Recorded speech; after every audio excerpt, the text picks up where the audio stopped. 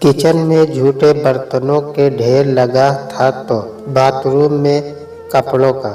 घर भी एकदम अस्त व्यस्त था। आभा की समझ में नहीं आ रहा था कि शुरुआत कहाँ से करें। कितनी बार कहा नवल से कि वॉशिंग मशीन ठीक करा दो, पर सुनते ही नहीं है। बाई भी जब तक छुट्टी मार जाती है लगता है जैसे मुफ्त में काम कर रही हो। निकालती इसलिए नहीं उसे क्योंकि फिर दूसरी जल्दी मिलती नहीं है, और मिलती भी है तो उसके 1000 नखरे होते हैं। बाई आज भी न जाने को कह गई है। रिनी से तो कुछ कहना ही बेकार है। जब भी आभा कहती है कि अब बच्ची नहीं रही, कम से कम कुछ खाना बनाना तो सीख लो, तो नवल बीच में ही बोल पड़ते कि पुराने ज़माने की बात मत करो। अरे आज लड़कियां चांद पर पहुंच गई हैं और तुम अभी भी चूल्हे चौके में ही लटकी हुई हो। मेरी बेटी कोई बड़ा काम करेगी, तुम्हारी तरह ये घर के कामों में थोड़ी उलझी रहेगी। आभा चुप लगा जाती। इससे रिनी और ढीठ बनती गई। उसकी सास निर्मला से तो वैसे भी घर का कोई काम नहीं होता। नहीं, ऐसी बात नहीं कि अब उनका शरीर काम करना बंद कर चुका है, एकदम स्वस्थ है अभी भी, पर अपने पूजा पाठ, धर्म कर्म और हम उम्र सहेलियों से उन्हें वक्त ही कहाँ मिलता है जो वे आभा के कामों में हाथ बटाएंगी। साफ कह दिया है कि बहुत संभाल चुकी वे घर गृहस्थी। आभा भी उनसे मदद नहीं मांगती क्योंकि बार बार वही बातों को दोहराना, शिकायतें करना, और वे भी तब जब कोई सुनने वाला ही ना हो। तो इससे अच्छा तो यही लगा आभा को कि खामोश रहा जाए। इसलिए उसने खामोशी ओढ़कर घर बाहर की सारी जिम्मेदारियां अपने कंधों पर ले ली। लेकिन उस पर भी घर के लोगों को उससे कोई न कोई शिकायत रहती ही, खासकर निर्मला को। वो तो हमेशा बकबक करती रहती, पास पड़ोस से आभा की शिकायतें करती कि बहू कभी बेटी नहीं बन सकती है। यही पास के ही शिव मंदिर से सटी अरविंद बाबा की कुटिया, जहाँ वे अपने चेले चपाटों के साथ निवास करते हैं। अच्छे घर की महिला उनके चरणों में लौट कर खुद को धन्य मानती है, और निर्मला भी बाबा से पूछे बिना वे एक भी काम नहीं करती। बाबा का वचन मतलब सत्य वचन होता उनके लिए। आए दिन मंदिर में कोई न कोई उत्सव होता ही रहता। कभी ठाकुर जी का जन्म उत्सव, कभी व्याह, कभी झूला, कभी जल विहार, कभी कुछ तो कभी कुछ लगा ही रहता। और इन अवसरों पर निर्मला भी खूब चढ़ावा चढ़ाती। बाबा के बहाने ही तो आखिर उन्हें घर के कामों से फुर्सत मिलती और दूसरी औरतों की कहानियाँ सुनने को मिलती। बाबा न होता तो जिम्मेदारियों से झुलसना पड़ता। मेहनत की कमाइयों लूटो, अच्छा तो नहीं लगता, पर धर्म के मामले में कौन मुंह खोले। इसलिए आभा और नवल चुप ही रहते थे। वैसे भी धर्म संकट सबसे बड़ा संकट होता है, लेकिन आभा इन कर्म कांडों का हिस्सा नहीं बनी, और इसलिए निर्मला उससे युद्ध करती। गुस्सा तो आभा को तब आता जब निर्मला उस अरविंद बाबा को अपने घर पर प्रवचन, भजन, कीर्तन करवाने बुला लेती थी। महीने में यह 2-3 बार होता है, इसलिए इन पर ढकोसलों से बच्चों की पढ़ाई का नुकसान होता, और यही बात आभा को बर्दाश्त नहीं होती। इसलिए एक दिन आभा ने इस बात का पुरजोर विरोध किया और वो कहा कि ज़रूरत नहीं इन बाबाओं को घर बुलाने की, क्योंकि वह इन सब ढकोसले से बिल्कुल विश्वास नहीं करती है। उसे तो बस कर्म पर भरोसा है। नवल ने कुछ कहा तो नहीं, पर लगा आभा सही कह रही है, और वैसे भी घर में जवान लड़की है तो क्या ज़रूरत है माँ को इन्हें घर पर बुलाने। समझ गई निर्मला की बेटा भी बहू की बात से सहमत है। कुछ कहा तो नहीं, पर मन ही मन बड़बड़ाई की। यहाँ लोग दूर दूर से बाबा के दर्शन करने आते हैं, पर इन अभागों को कौन समझाए ये बात। इधर कुछ दिनों से आभा की तबीयत ठीक नहीं लग रही थी। बहुत थकान महसूस हो रही थी। सिर भी भारी भारी लग रहा था। हल्का बुखार भी रहने लगा था। खाने की इच्छा तो होती ही नहीं थी। जबरदस्ती अगर कुछ खा पी लेती तो पेट में दर्द होने लगता और उल्टी हो जाती। समझ में नहीं आ रहा था कि आखिर उसे हो क्या गया है। जब नवल से कहती, वे तो चिढ़कर कहते डॉक्टर को दिखा लो। बहुत होता तो मेडिकल स्टोर से दवा लाकर पकड़ा देते और साथ में 10 बातें भी सुना देते कि उस सुमन से गप्पे मारने का समय होता है। घंटों सास बहू के सीरियल देख सकती, पर डॉक्टर के पास नहीं जा सकती। घर में काम ही कितना होता है जो हर वक्त काम की दुहाई देती रहती है। ऐसी बातें बोलकर नवल आभा को चुप करा देता और वह बेचारी सोचती कि जाने दो, ठीक हो जाएगा अपने आप। पर मर्ज़ था कि दिन प्रतिदिन बढ़ता ही जा रहा था। हमारे समाज में सदियों से औरतें खुद को इग्नोर करती आई हैं। आज भी औरतों के लिए पहले पति, बच्चे और परिवार के अन्य सदस्यों का स्वास्थ्य सर्वोपरि होता है। आभा का भी यही हाल था। अगर घर में किसी को एक छींक भी आ जाए तो परेशान हो उठती थी, लेकिन अपनी परेशानी ठीक हो जाएगी सोचकर टाल जाती। उस दिन आभा का जी बहुत मिचला रहा था। सिर में दर्द तो इतना कि लग रहा था फट ही जाएगा। सोचा नवल ऑफिस जा ही रहे हैं तो उसे डॉक्टर के पास छोड़ दे और फिर वह दिखाकर वापस आ जाएगी। बोली, सुनिए जी, आप सिर्फ मुझे अस्पताल छोड़ दीजिए, मैं डॉक्टर से दिखा कर वापस आ जाऊंगी। नवल जो गाना गुनगुनाते हुए अपनी टाई ठीक कर रहा था, आभा की बात सुनते ही फूट पड़ा। पागल हो क्या? खुद मुझे देर हो रही है और तुम और देर करवाने की फिराक में लगी हो। जाओ न खुद दिखा लो डॉक्टर को।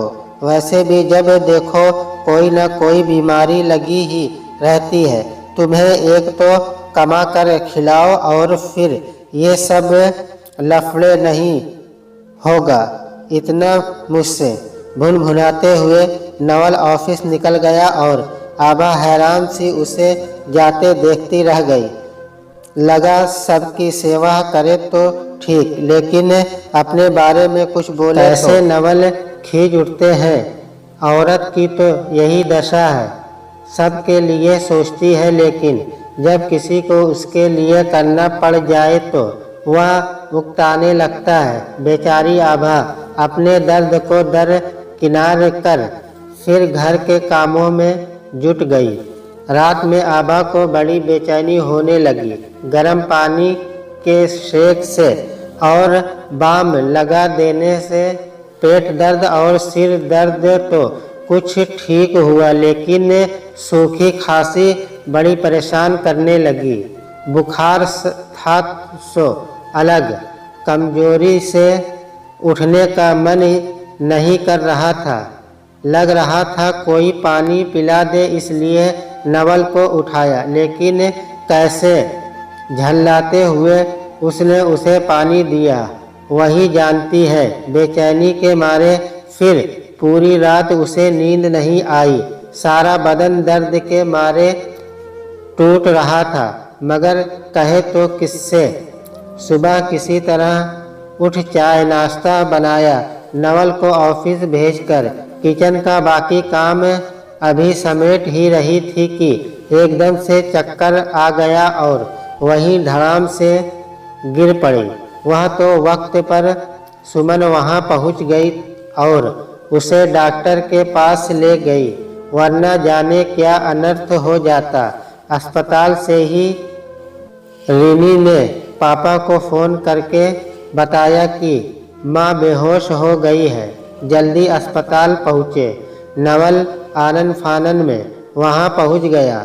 जांच कर डॉक्टर ने बताया कि आभा को हेपेटाइटिस बी हुआ है और उसे अस्पताल में भर्ती करना पड़ेगा। सुनकर तो जैसे नवल को चक्कर ही आ गया। लगा अब घर कैसे चलेगा। आभा इतनी बीमार है, इसकी उसे ज़रा भी परवाह नहीं। चिंता होने लगी कि घर कैसे चलेगा। रिनी को घर भेजकर वह आभा के पास ही रुक गया। सोचने लगा कि बैठे बैठाए यह कौन सी मुसीबत आन पड़ी। अब घर बाहर के काम कौन करेगा। आभा पर ही गुस्सा आने लगा उसे कि अगर खुद पर ध्यान देती तो यह मुसीबत न आती। अब क्या करेगा वो। घर ऑफिस और अस्पताल के चक्कर में तो मर ही जाएगा।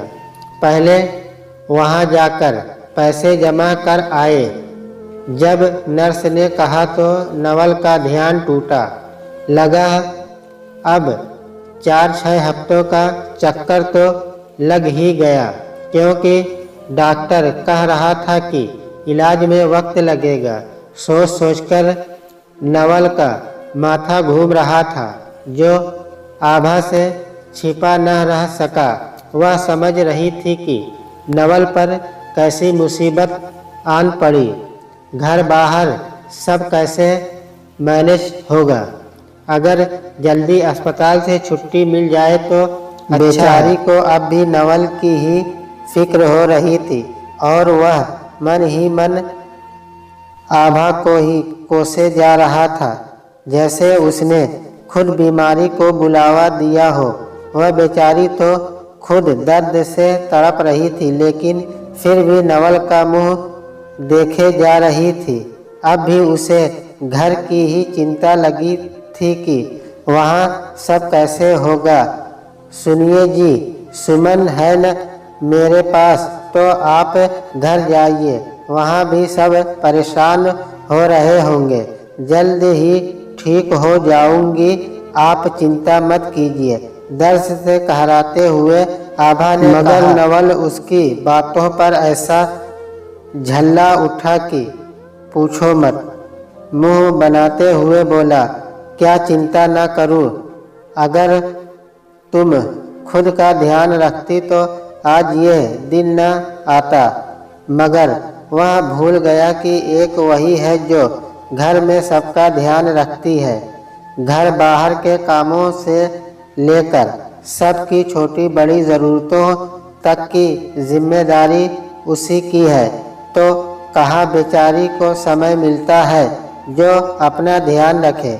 आभा के अस्पताल में रहने से हफ्ते भर में ही घर की हालत बिगड़ने लगी। इधर नवल ऑफिस और अस्पताल के चक्कर में पिस रहा था और उधर रीनी और निर्मला घर के कामों को लेकर उलझ पड़ती। सोनू भी अपनी मनमानी करने लगा थी तो डांट डपट कर उसे पढ़ने बैठा दिया करती थी, लेकिन उसके न रहने से वह एकदम लापरवाह हो गया था। दिन भर दोस्तों के साथ घूमता फिरता। जब पूछो तो सोनू घर पर नहीं है सुनने को मिलता और नवल का माथा गर्म हो जाता। लेकिन किसे किसे देखे वो। तभी सुमन आकर बोली कि उसका पति 14 दिनों के लिए ऑफिस के काम से बाहर जा रहा है, जो आज रात से वह आभा के पास रुक जाया करेगी। सुनकर नवल ने राहत की सांस ली, क्योंकि वह कई दिनों से ठीक से सो भी नहीं पा रहा लगा। जिस सुमन को वह चुगलखोर औरत कहकर संबोधित करता रहा, जिसे देखते ही उसे चिढ़ होने लगती थी, आज वही सुमन उसके काम आ रही है। एक वही थी जो आभा के पास जाकर बैठती थी। जब नवल ऑफिस में होता तब आभा के लिए सुबह का नाश्ता, दोपहर का खाना ज़्यादातर वही तो बनाकर ले जाती थी। अपनी करनी पर पछतावा कर मन ही मन वह सुमन का शुक्रगुजार होने लगा। नवल को अब आभा की चिंता सताने लगी थी, क्योंकि डॉक्टर कह रहा था कि अगर हेपेटाइटिस बीमारी लंबे समय तक रहे तो लीवर काम करना बंद कर सकता है या फिर कैंसर अथवा घाव हो सकते हैं। कहीं आभा को ऐसा कुछ हो गया तो बिस्तर पर पड़े पड़े ही वह सोचने लगा। चिंता के मारे उसे नींद नहीं आ रही थी। नवल जैसे ही अस्पताल पहुंचा तो आभा का मृत शरीर बेड पर पड़ा दिखा। दोनों बच्चे बिलख रहे थे। निर्मला भी एक कोने में डुबकी यह कह कह कर सिसक रही थी कि उसके मरने की उम्र न थी, फिर आभा क्यों चली गई। उधर सुमन उसे धिक्कार रही थी कि वही आभा की मौत का जिम्मेदार है, उसी ने उसकी जान ली। कहती रही तबीयत ठीक नहीं है, दिखा दो डॉक्टर को, पर नहीं दिखाया। लो देखो मर गई ना, मौज करो। अब तभी अचानक हवा का झोंका आया और खिड़की का पल्ला धड़ाम से बंद हुआ तो नवल घबरा कर उठ बैठा। देखा वहाँ कोई न था सिवा उसके। उफ, तो यह सपना था।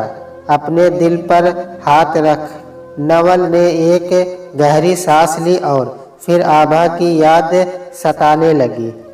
मन हुआ फोन कर ले, पर लगा नहीं। अस्पताल है, लेकिन आभा को लेकर उसके मन में बुरे बुरे विचार आने लगे। ऐसा ही होता है मुसीबत के वक्त। नकारात्मक बातें दिमाग पर ज़्यादा हावी हो जाती है। चाहकर भी इंसान अच्छी बातें सोच नहीं पाता। घबराहट के मारे वह पसीने से तरबतर हो गया। प्यास के मारे गला भी सूखने लगा। देखा तो जग खाली पड़ा था। आभा थी तो रोज पानी भरकर रख दिया करती थी। जैसे ही नवल पानी लेने किचन की तरफ जाने लगा, देखा रीनी के कमरे की लाइट ऑन है। लगा भूल गई होगी, लेकिन जब कमरे से फुसफुसाने की आवाज़ आई तो वह उस ओर बढ़ गया। वह फ़ोन पर किसी से कह रही थी, अरे समझो पापा घर पर ही है तो कैसे आऊँ।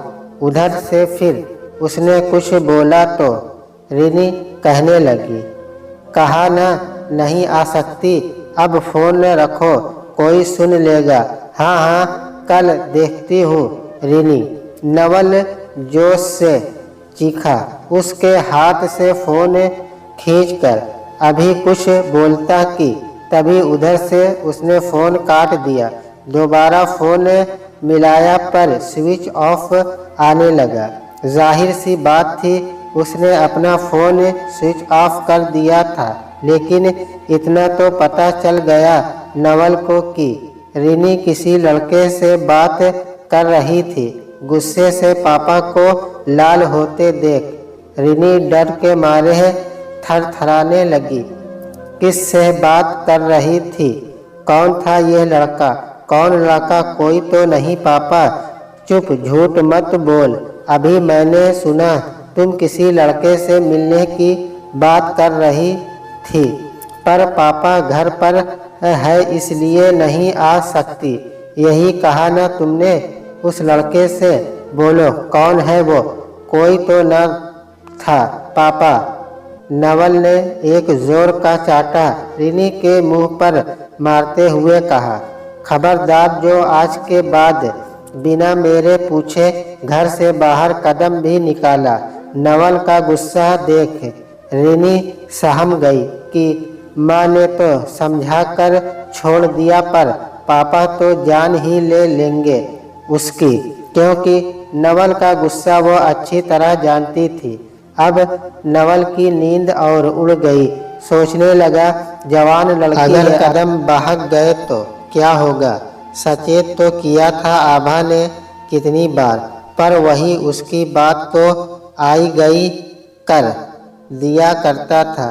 पता चला कि रिनी अपने ही कॉलेज के एक लड़के से प्यार करती है और उससे छिप छिप कर मिलती है।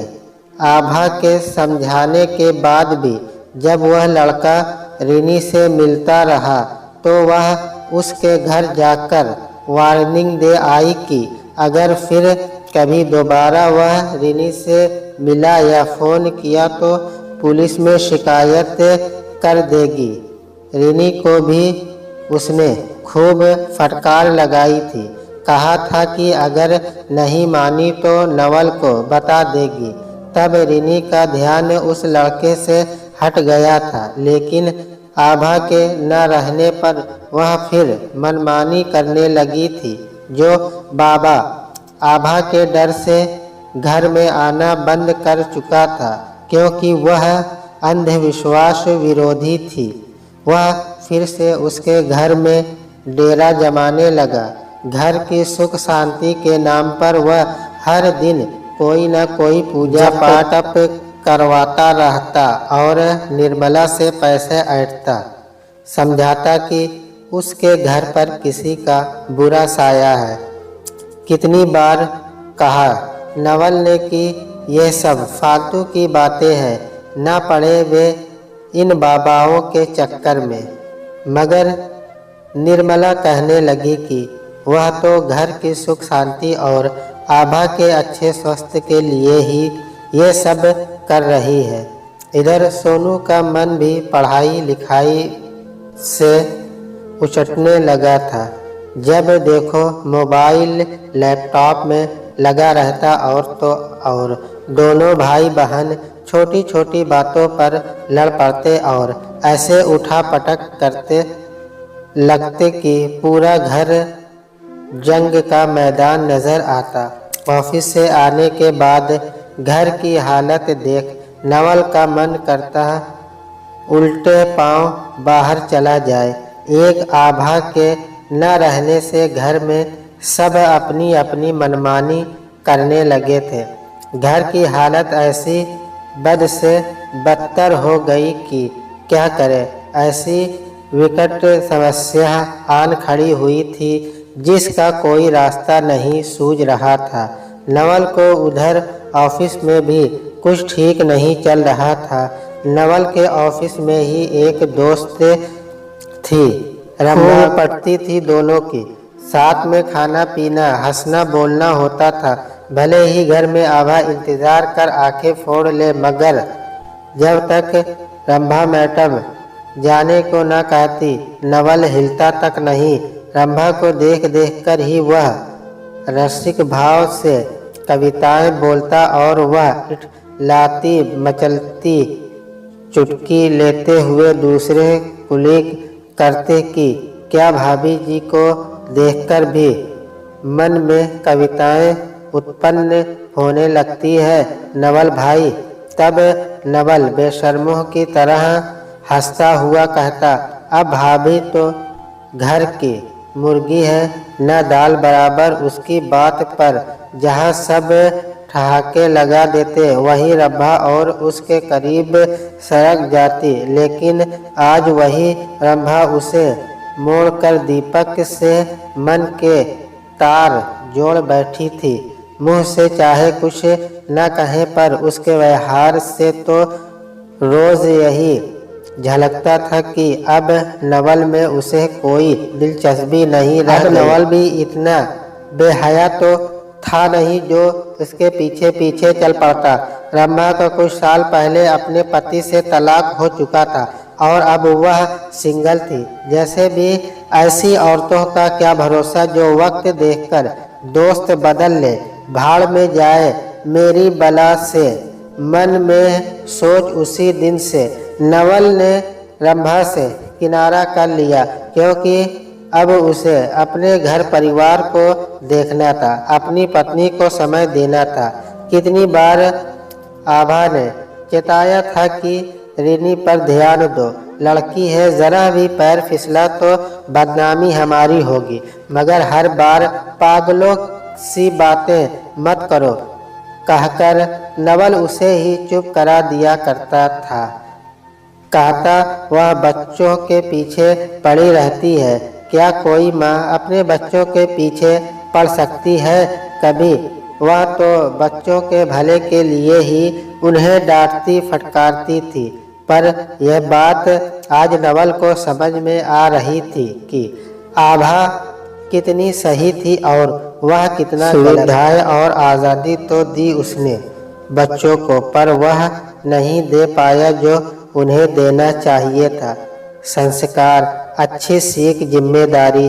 पूछने पर डॉक्टर ने बताया कि अब आभा पहले से काफ़ी बेहतर है और 2-4 दिन में उसे अस्पताल से छुट्टी दे दी जाएगी, लेकिन उसका पूरा ख्याल रखना पड़ेगा क्योंकि अभी भी बहुत कमज़ोर है। जब वार्ड में गया तो आभा सो रही थी, सो उसे जगाना सही नहीं लगा। धीरे से स्टूल खींचकर बेड के समीप ही नवल बैठ गया और एकटक आभा को निहारने लगा। बेजान शरीर, पीला पड़ा चेहरा, धंसी आंखें देखकर सोचने लगा कि क्या ये वही आभा है जिसे कभी वह ब्याह कर लाया था। जैसा फूल सा मुखड़ा था इसका और आज देखो कैसा मलिन हो गया है। अगर आज मैं इसकी जगह होता तो यह दिन रात एक कर देती, पागल हो जाती मेरे लिए, लेकिन मैं क्या कर पा रहा हूँ इसके लिए? कुछ भी तो नहीं। सोचकर नवल की आंखें सजल हो गई। जब आभा की आंखें खुली और सामने नवल को देखा तो उसके चेहरे पर ऐसा तेज आ गया जैसे अग्नि में आहुति पड़ गई हो। इधर उधर देखने लगा बच्चे भी आए होंगे। कितने दिन हो गए थे उसे अपने बच्चों को देखे हुए। लग रहा था एक बार आंख भरकर बच्चों को देखे। उठने की कोशिश करने लगी पर कमजोरी के कारण उठ नहीं पा रही थी। नवल ने उसे सहारा देकर बैठाया और पूछा, कैसी तबीयत है अब? उसने इशारे से कहा कि ठीक है। डॉक्टर कह रहे थे 2-4 दिन में अब तुम घर जा सकती हो। नवल की बात पर वह मुस्कुराई। नवल ने पूछा, कुछ खाओगी? तो उसने ना में सिर हिला दिया। सब ठीक है, तुम चिंता मत करो। यह भी नहीं कह सकता था कि तुमने ही सबको बिगाड़ा है, क्योंकि बिगाड़ना तो उसने ही है। अब सबको ठीक करना पड़ेगा, समझानी पड़ेगी उन्हें अपनी जिम्मेदारी। यह बात नवल ने मन में ही कही। तुम अब ज़्यादा चिंता फिक्र करना छोड़ दो, खुद पर ध्यान दो। ये लो सुमन भाभी भी आ गई, तो तुम दोनों बातें करो, तब तक मैं घर हो आता हूँ। कहकर नवल उठ खड़ा हुआ तो आभा उसे प्रेम भाव से देखते हुए कि वह अपना ध्यान रखे। नवल को लगा कि अभी भी इसे मेरी ही चिंता है। रास्ते भर वो सोच विचार करता रहा कि वह कितना गलत था और आभा कितनी सही। मैंने कभी उसे नहीं समझा। बच्चे घर में मौज करते रहे और मैं बाहर, और वह बेचारी हम सब की तीमारदारी में लगी रहती। कभी अपने लिए नहीं सोचा उसने, और मैंने भी क्या सोचा उसके लिए। एक डॉक्टर को तो दिखा नहीं पाया। अगर आज उसे कुछ हो जाता तो क्या करता मैं? क्या पूरी जिंदगी जी पाता मैं उसके बिना? बेटा बेटी जिन्हें मैं जान से बढ़कर प्यार करता हूँ, उसके सामने आभा को कभी अहमियत नहीं दी। वही बच्चे एक गिलास पानी मांगने पर चिढ़ उठते। देख लिया मैंने सब और समझ भी लिया। वह रंभा जो मेरी जेबें खाली करवाती रहती थी, उसे भी देख लिया। कैसे मुंह फेर लिया उसने मुझसे। चलो अच्छा ही है, वह कहते हैं ना, जो होता है अच्छे के लिए ही होता है। यही सब सोचते हुए वह कब घर पहुंच गया पता ही नहीं चला। देखा तो रिनी बड़े मजे से झूला झूलते हुए किसी से फोन पर बातें करने में मशगूल। सोनू कमरे में बैठा हमेशा की तरह लैपटॉप चला रहा था और निर्मला बाबा जी की आवभगत में लगी हुई थी। नवल को देखते ही सबकी सिट्टी बिट्टी गुम हो गई। बाबा जी तो तुरंत वहां से रफू चक्कर हो गया, क्योंकि पहले ही नवल ने चेता दिया था कि बाबा को घर में न बुलाया करे। उस दिन तो वह चुप रह गया था, लेकिन आज लगता है आभा एकदम सही कहती थी। ये ढोंगी बाबा लोगों को बहलाकर सिर्फ उससे पैसे ऐंठते हैं और कुछ नहीं। बाबाओं के कारनामे सुन सुनकर तो अब उन पर से विश्वास ही उठ गया है। लेकिन अभी भी निर्मला जैसे कुछ लोग हैं जो उनके चरणों में लौट जाने के लिए तत्पर रहते हैं। चाय पिलाओ रिनी, एक कप। झूले पर बैठते हुए एक बार भी नवल ने सबको देखा। निर्मला पूछने लगी, अब आभा कैसी है? ठीक है, डॉक्टर कह रहे थे 2-4 दिन में छुट्टी कर देंगे, लेकिन आप लोगों से कुछ बात करनी है मुझे, कहा नवल ने सोनू और रिनी को भी आवाज देकर बुलाया। रिनी आभा घर आ तो रही है, पर डॉक्टर ने अभी उससे आराम करने को कहा है, इसलिए जब तक तुम्हारी माँ पूरी तरह स्वस्थ नहीं हो जाती खाना तुम बनाओगी। खाना बनाने का नाम सुनते ही रिनी के हाथ पांव फूलने लगे। घबरा कर बोली, पर पापा मैं कैसे? मुझे कहाँ कुछ बनाना आता है। नहीं नहीं, मुझसे यह सब नहीं होगा। वैसे भी माँ तो अब आ ही रही है ना। रिनी की बात पर नवल ऐसे गुर्राया कि वह सहम उठी। बोला, क्या वह हम सब की नौकरानी है? मैंने कहा कि जब तक तुम्हारी माँ पूरी तरह स्वस्थ नहीं हो जाती खाना तुम ही बनाओगी, यह बात तय है। और रही बात बनाना न आने की तो दादी से पूछो, यूट्यूब में देखो और बनाओ, कोई बहाना नहीं चलेगा। अब तुम बच्ची नहीं रही, कॉलेज में चली गई हो, कल को शादी भी होगी तो क्या वहाँ भी तुम्हारी माँ तुम्हारे नखरे उठाने आए जाएगी? समझ गई रिनी की अब वह नहीं बचने वाली।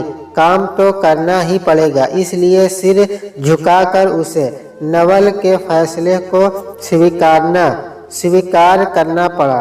रिनी के बाद नवल ने सोनू को घूर कर देखा तो बेचारा डर के मारे अपने आप में ही सिकुड़ने लगा। कहा भी गया है, सामने वाले को पहले अपने हाव भाव से डराओ ताकि उसकी आधी हिम्मत वैसे ही पस्त हो जाए जैसे कि सोनू की हो गई। क्यों, अगले महीने से तुम्हारी परीक्षा शुरू होने वाली है ना, तो क्या पढ़ाई तुम्हारा बाप करेगा? पढ़ाई छोड़कर दोस्तों के साथ चैटिंग करने में लगे रहते हो क्या इसलिए मैंने तुम्हें लैपटॉप खरीद कर दिया है? जिंदगी भर का ठेका नहीं ले रखा है मैंने तुम सब का, समझे? नवल ने कड़कड़ी आवाज में कहा तो सोनू जी पापा करने लगा। समझ में आ गया नवल को कि प्यार के साथ साथ बच्चों के साथ सख्ती भी जरूरी होती है। बोला, पढ़ाई के अलावा आज से बाहर के सारे काम जैसे दूध, फल, सब्जी लाना आदि जो भी घर से जुड़े काम है वो सब तुम करोगे। और हाँ, अपने कपड़े भी तुम खुद ही धोगे। आज से समझ गए? नवल की सख्त आवाज से दोनों बच्चों की गिद्दी बंद गई और माँ बाप बाबाओं को घर से बुलाना बंद कीजिए। कितनी बार आभा ने आपको समझाया, लेकिन आप हैं कि सुनती ही नहीं है। आप बड़ी हैं घर की, कम से कम इतना तो ध्यान रख ही सकती हैं कि बच्चे क्या कर रहे हैं, कहाँ जा रहे हैं, घर पर हैं कि नहीं, घर में कौन आया और कौन गया। क्या ये सब ध्यान रखने की जिम्मेदारी आपकी नहीं बनती? आप ही बताइए ना, एक अकेला इंसान आखिर कितना काम करेगा? मैं तो सुबह से रात के 8 बजे तक ऑफिस में ही रहता हूँ, जो मैं क्या कर सकता हूँ प्यार से ही। पर निर्मला को भी नवल ने उसकी जिम्मेदारी अच्छी तरह समझा दी। हफ्ते भर बाद जब आभा घर पहुंची तो उसे सब कुछ बदला बदला सा लगा। क्या सोचा था उसने कि उसके बिना घर की क्या स्थिति हो गई होगी। और यहाँ तो सब अलग ही था। सब बिस्तरों पर सलीके से चादरें बिछी थी। हाल भी एकदम करीने से सजा चमका था। किचन भी एकदम साफ सुथरी व व्यवस्थित थी। खाने की बड़ी अच्छी खुशबू भी आ रही थी। पूरा घर चमक रहा था। विश्वास नहीं हुआ आभा को कि यह उसका ही घर है। क्या देख रही हो आभा, ये तुम्हारा ही घर है और ये सब माँ और बच्चों ने मिलकर किया है। नवल ने मुस्कुराते हुए कहा। माँ को देखते ही दोनों बच्चे आकर उससे लिपट गए। निर्मला ने भी बहू को अपने सीने से लगा लिया। यह सब प्रत्याशित था आभा के लिए, क्योंकि उसने सपने में भी नहीं सोचा था यह सब होगा। रात में बड़ी सुकून की नींद आई आभा को। वह जैसे ही उठने लगी, नवल ने उसका हाथ पकड़ लिया और कहा, आज से हर सुबह की चाय यह बंदा बनाएगा आपके लिए। कहकर वह उठने लगा तो लड़खड़ा गया। नहीं नहीं, घबराओ नहीं, मैं ठीक हूँ और अगर कभी ठोकर खाकर गिर भी जाऊँ तो तुम संभाल लेना। नवल ने कहा तो आभा को हंसी आ गई। वर्षों बाद आभा के चेहरे पर हंसी देख नवल भी मुस्कुरा उठा। अब मैं तुम्हें कभी मुरझाने नहीं दूंगा आभा, बस आपका साथ रहे। औरत का सरोवर तो आदमी होता है, पुरुष रूपी पानी के साथ वह बढ़ती जाती है ऊपर से ऊपर। पर जैसे ही पानी घटा पीछे हटा, वैसे ही औरत बेसहारा होकर सूखने लगती है। आभा के साथ भी वही हुआ। जब तक नवल का सहयोग रहा वह खिलती रही। जब से नवल का प्यार हटा वह मुरझाने लगी। लेकिन आज फिर उसी पुराने नवल को देख वह खिल उठी। मन लहराने को करने लगा। मन के साथ उसके पूरे शरीर में भी ताकत समा गई।